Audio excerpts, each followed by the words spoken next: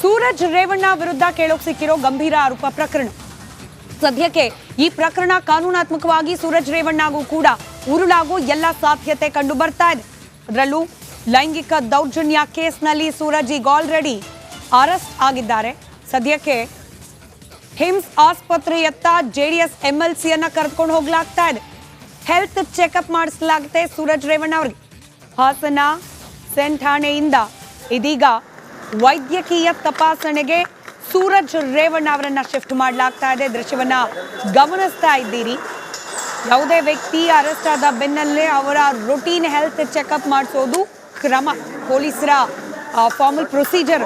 ಅದರಂತೆ ಇದೀಗ ಸೂರಜ್ ರೇವಣ್ಣ ಅವರ ಹೆಲ್ತ್ ಚೆಕಪ್ಗೆ ಅವರನ್ನ ಕರ್ಕೊಂಡು ಹೋಗ್ಲಾಗ್ತಾ ಇದೆ. ದೃಶ್ಯದಲ್ಲಿ ಗಮನಿಸ್ತಾ ಇದ್ದೀರಿ.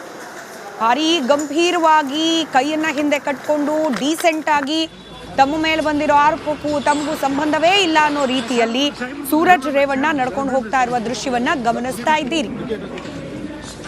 ಒಂದು ಕಡೆ ಇಡೀ ಪ್ರಕರಣದ ತನಿಖೆ ಸಿಐಡಿ ವಶಕ್ಕೆ ನೀಡುವ ಚಿಂತನೆ ನಡೀತಾ ಇದ್ರೆ, ಮತ್ತೊಂದು ಕಡೆಯಲ್ಲಿ ಪೊಲೀಸರು ತಮ್ಮ ವಶದಲ್ಲಿರುವ ಸೂರಜ್ ರೇವಣ್ಣ ಅವರ ಹೆಲ್ತ್ ಚೆಕಪ್ ಅನ್ನ ಮಾಡಿಸ್ತಾ ಇದ್ದಾರೆ.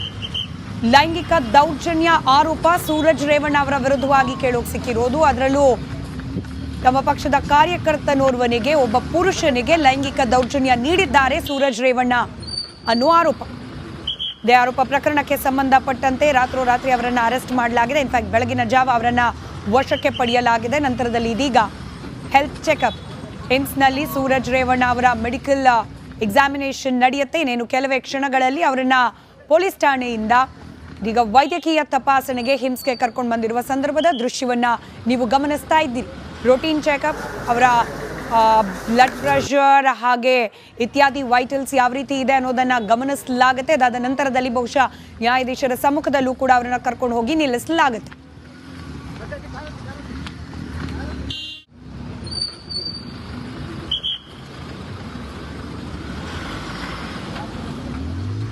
ರೈಟ್, ಇದರ ಮತ್ತಷ್ಟು ಅಪ್ಡೇಟ್ಸ್ ಕಂಟಿನ್ಯೂಸ್ ಆಗಿ ಸೂರಜ್ ರೇವಣ್ಣ ಅವರ ವಿರುದ್ಧ ಕೇಳೋಕ್ ಸಿಕ್ಕಿರುವ ಆರೋಪ ಪ್ರಕರಣವನ್ನ ಟ್ರೇಸ್ ಮಾಡ್ತಾ ಇರುವ ನನ್ನ ಕಲೀಗ್ ದಿವತ್ ನೀಡ್ತಾ ಹೋಗ್ತಾರೆ. ಇನ್ಫ್ಯಾಕ್ಟ್ ಪ್ರಜ್ವಲ್ ರೇವಣ್ಣ ಅವರನ್ನ ಏನು ಮೆಡಿಕಲ್ ಎಕ್ಸಾಮಿನೇಷನ್ಗೆ ಕರ್ಕೊಂಡು ಬರಲಾಗಿದೆ. ಹಿಮ್ಸ್ ಅಲ್ಲೇನೆ ಇದ್ದಾರೆ. ನಡಿ ಈಗ ಶುರು ಮಾಡೋಣ.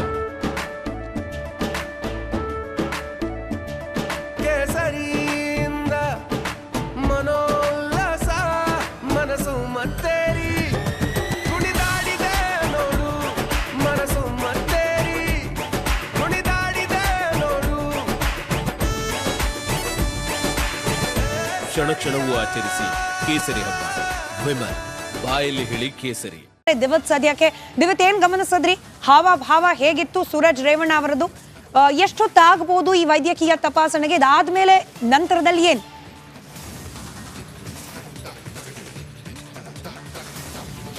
ಸ್ಮಿತಾ ರಂಗನಾಥ್, ಗಮನಿಸ್ತಿದ್ದೀರಿ. ನಿನ್ನೆಯಲ್ಲೂ ಕೂಡ ರಿಪಬ್ಲಿಕ್ ಕನ್ನಡ ಈ ಒಂದು ಪ್ರಕರಣದ ವಿಚಾರವಾಗಿ ಇಂಚಿಂಚು ಮಾಹಿತಿಯನ್ನು, ಎಕ್ಸ್ಕ್ಲೂಸಿವ್ ಮಾಹಿತಿಗಳನ್ನು ರಿಪಬ್ಲಿಕ್ ಕನ್ನಡ ವೀಕ್ಷಕರಿಗೆ ಕೊಡ್ತಾನೆ ಹೋಗಿದ್ದೀವಿ.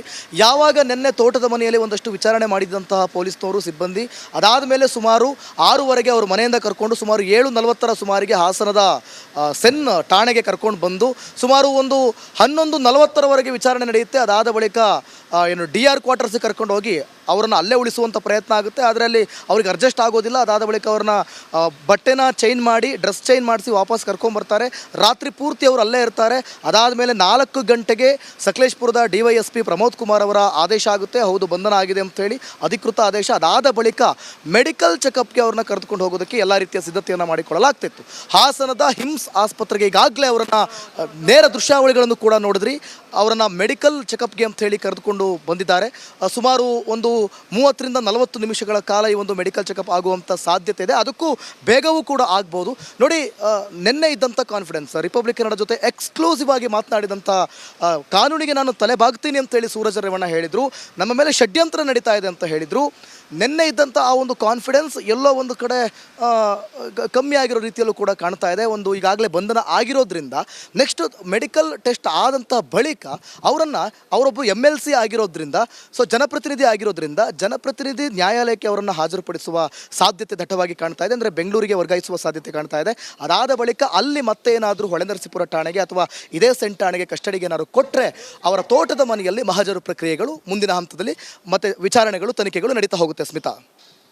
ದಿವ್ಯತ್ ನಾನು ಕೇಳ್ತಾ ಇದ್ದೆ ನೋಡಿ, ಸೂರಜ್ ರೇವಣ್ಣ ಅವರು ನಮಗೆ ಕಾಣೋಕ್ ಸಿಗ್ತಿರುವ ದೃಶ್ಯದಲ್ಲಂತೂ ಕೂಲ್ ಅಂಡ್ ಕಾಮ್ ಆಗಿರೋ ರೀತಿಯಲ್ಲಿ ಕಂಡು ಬರ್ತಿದ್ದಾರೆ. ಇನ್ಫ್ಯಾಕ್ಟ್ ನಿನ್ನೆ ನೀವು ಮಾತನಾಡಿದಾಗ್ಲೂ ಕೂಡ ಏನು ಹಾಗೆ ಇಲ್ಲ, ಇವೆಲ್ಲ ಷಡ್ಯಂತ್ರ ಅನ್ನೋ ಅರ್ಥದಲ್ಲಿ ಮಾತನಾಡಿದ್ರು. ಬಟ್ ಆಕ್ಚುಲಿ ಹಾಗೆ ಇದ್ದಾರಾ? ಟೆನ್ಷನ್ ಅನ್ನೋದು ಇಲ್ವೇ ಇಲ್ವಾ? ಯಾಕಂತಂದ್ರೆ ಒಂದ್ ಕಡೆ ಸಹೋದರನ ಮೇಲೆ ಆರೋಪ, ತಂದೆ ಆಲ್ರೆಡಿ ಒಂದ್ಸತಿ ಜೈಲಿಗೆ ಹೋಗಿ ಬಂದ್ರು, ತಾಯಿ ವಿರುದ್ಧವಾಗಿಯೂ ಕೂಡ ಆರೋಪ, ಇದೀಗ ಫ್ಯಾಮಿಲಿಯಲ್ಲಿ ಉಳಿದಿದ್ದವರೊಬ್ರೆ ಸೂರಜ್ ಅವರು ಕೂಡ ಪೊಲೀಸ್ ವಶದಲ್ಲಿ. ಟೆನ್ಷನ್ ಅನ್ನೋದು ಇಲ್ವೇ ಇಲ್ವಾ? ಅವರ ಹಾವಭಾವ ಗಮನಿಸಿದಾಗ ಹೇಗೆ ಅನಿಸ್ತಾ ಇತ್ತು ಅಂತ? ಸಿದ್ಧರಂಗನಾಥ್, ಈ ಒಂದು ಘಟನೆ ಆದಂಥ ಬಳಿಕ ಒಂದು ರೀತಿಯಲ್ಲಿ ಇವರ ಕುಟುಂಬಕ್ಕೆ ಶಾಕ್. ಅದರಲ್ಲೂ ಕೂಡ ಸೂರಜ್ ರೇವಣ್ಣ ಅವರು ಶಾಕ್ನಲ್ಲೇ ಇದ್ದರು. ಸೊ ಅದರ ಪರಿಣಾಮವಾಗಿ ಅವರು ನೆನ್ನೆ ತೋಟದ ಮನೆಯಿಂದ ಎಲ್ಲೂ ಕೂಡ ಕದಲಿಲ್ಲ. ಆದರೆ ಅವರು ಹೇಳಿದ್ದೇನು, ಷಡ್ಯಂತ್ರ ನಡೀತಾ ಇದೆ, ತನಿಖೆಗೆ ನಾನು ಸಹಕರಿಸ್ತೀನಿ, ಕಾನೂನಿಗೆ ನಾನು ತಲೆ ಬಾಗ್ತೀನಿ ಅನ್ನುವಂಥ ಹೇಳಿಕೆಯನ್ನು ಕೊಟ್ಟಂಥ ಸಂದರ್ಭದಲ್ಲಿ ಎಕ್ಸ್ಕ್ಲೂಸಿವ್ ಆಗಿ ಒಂದು ಕಾನ್ಫಿಡೆನ್ಸ್ ಲೆವೆಲ್ ಅವರಲ್ಲಿ ನೋಡ್ತಾ ಇದ್ವಿ ನಾವು.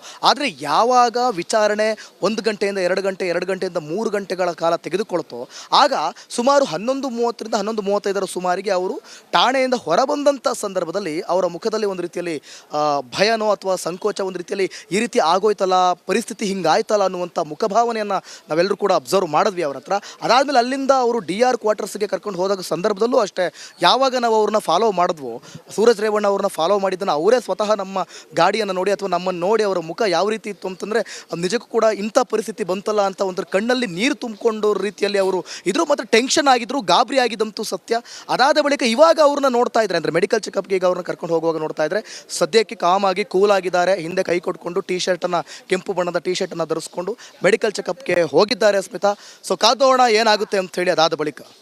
ರೈಟ್, ಧನ್ಯವಾದ ದಿವ್ಯತ್ ಮಾಹಿತಿಗಾಗಿ.